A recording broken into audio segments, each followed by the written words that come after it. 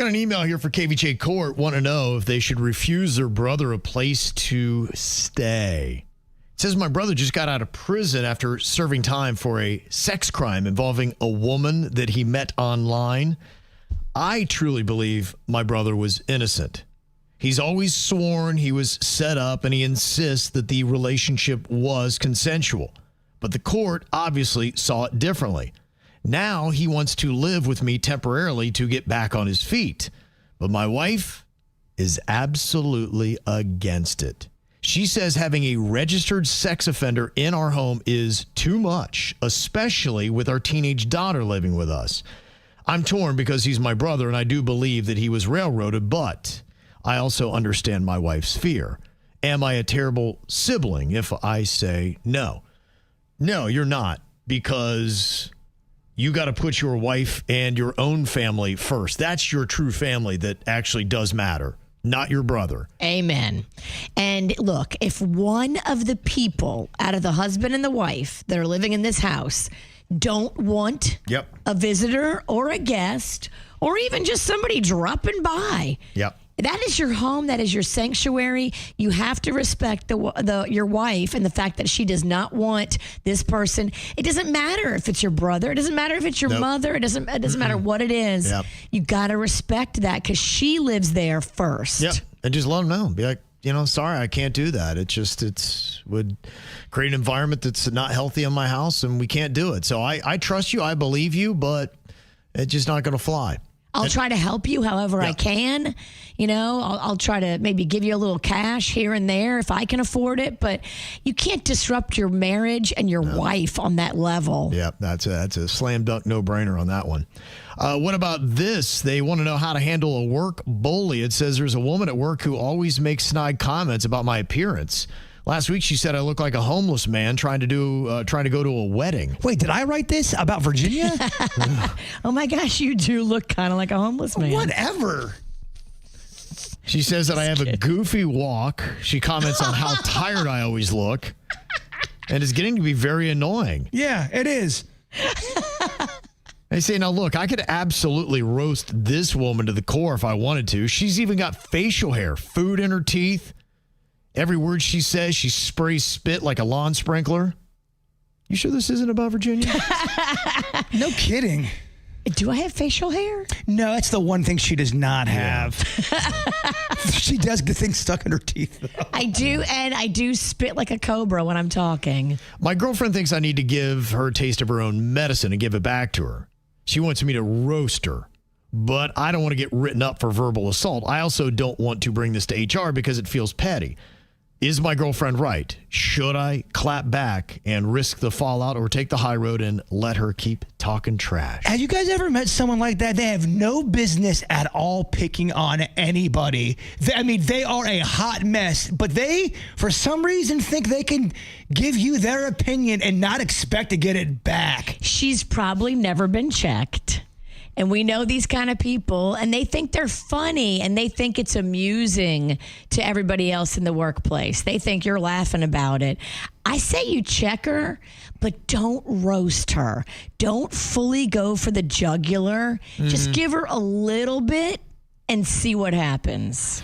I don't even know that you even have to unleash anything, but you could just make the comment that you don't think I would have things I could say about you if I wanted to be nasty. I think that's a good way of starting it off, because that's the first time you've said something to her, and you're going to get attention. Get real close to her, though, and be like, hey, Phyllis, let me just let you know that if I wanted to, I could retaliate with a verbal tirade on your appearance, but I choose not to, Phyllis.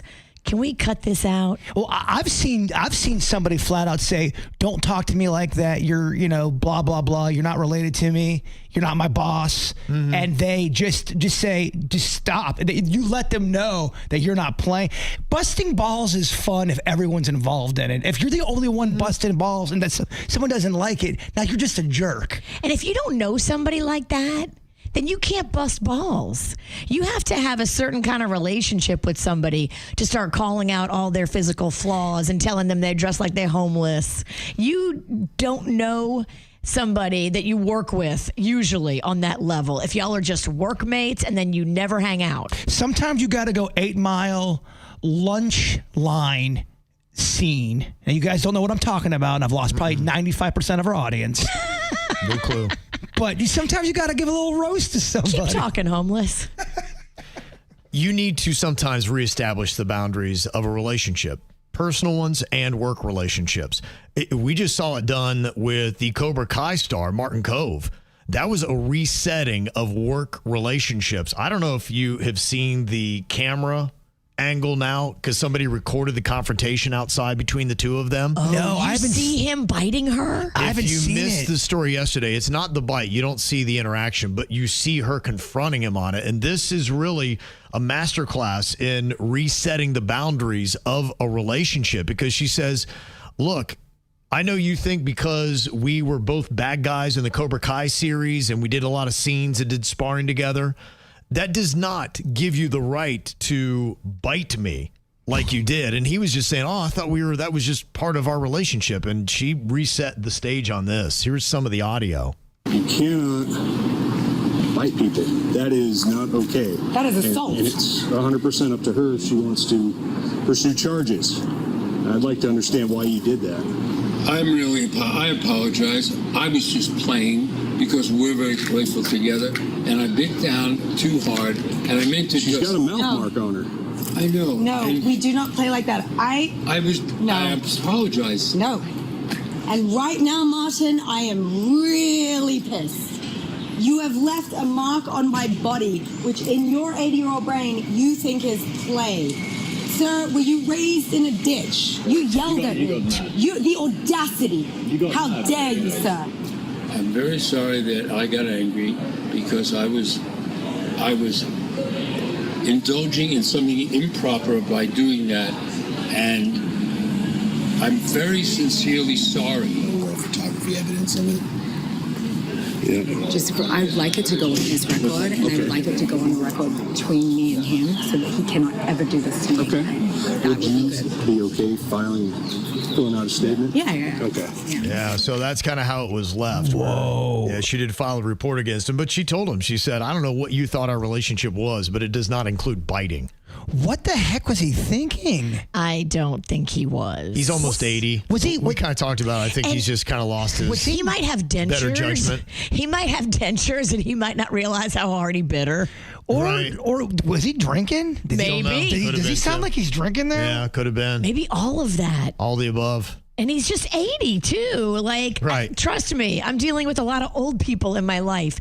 They tend to lose it a little bit, and they don't have the same sensibilities they had when they were 40. And they just don't. You couldn't get a more evil character, too. John Kreese's character and Karate Kid in Cobra Kai is just nothing but bad. Maybe he doesn't think of it as acting in his head. Like, he thinks he's still a bad guy, and he's trying to put on a little show at the convention. He got a little too cute. A little too cute. And his 80-year-old brain. And I can't prove it, obviously, but it sounded like there might have been some sippy there, too. Yeah, I don't fault him. Sometimes you got to have a little sippy to get through the day. Yeah, if I'm going to Comic-Con, I'm not going sober. Oh, you guys would. Biting bad, sipping good. Right. This is how we do. It's the KVJ Show.